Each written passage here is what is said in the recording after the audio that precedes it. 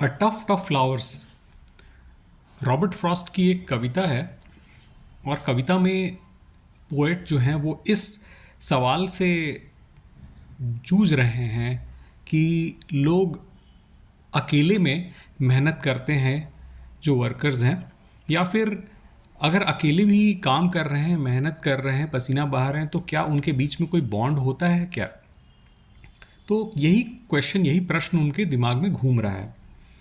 तो वो ये कहते हैं कि वो सुबह उठते हैं और वो घर से बाहर निकले और वो उस व्यक्ति को ढूंढ रहे हैं, उस आदमी को ढूंढ रहे हैं जिसने सुबह सारे घास को बाहर काटा था, मो किया था सुबह सुबह। क्योंकि अब उनके उसके बाद, काटने के बाद उनका ये काम था कि उनको आकर वो कटे हुए घासों को धूप में सुखाना था। तो वो उठते हैं और उस आदमी को, उस शख्स को ढूंढने की कोशिश करते हैं, पर वो आदमी काम करके जा चुका है। तो अब ये उन्हें कुछ तन्हाई सी फील होती है क्योंकि वो उसे ढूंढ रहे थे।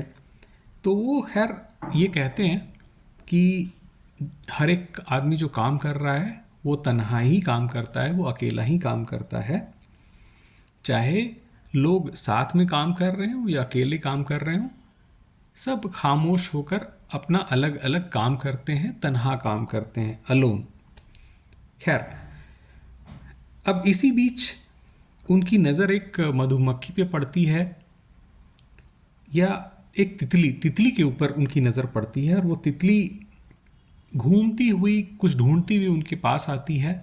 और वो ढूंढ रही थी एक कोई फूल पुराना, पिछले दिनों का, जिससे वो अट्रैक्ट हुई हो। खैर, उस मधुमक्खी का पीछा करते हुए पोएट जो है वो पहुंचते हैं गुच्छे के पास, जो फूलों का एक गुच्छा है जिसे घास काटने वाले आदमी ने छोड़ दिया है, उसे काटा नहीं है।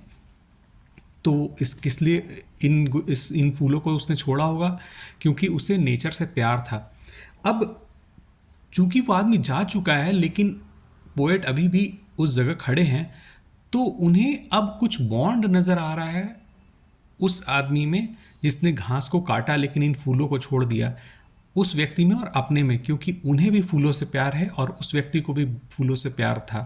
तो वो ये कहते हैं, इसका मतलब ये कि लोग चाहे अलग अलग मेहनत करें, चाहे साथ में मेहनत करें, लोगों के बीच में कोई एक भाईचारा ज़रूर होता है, एक बॉन्ड ज़रूर होता है।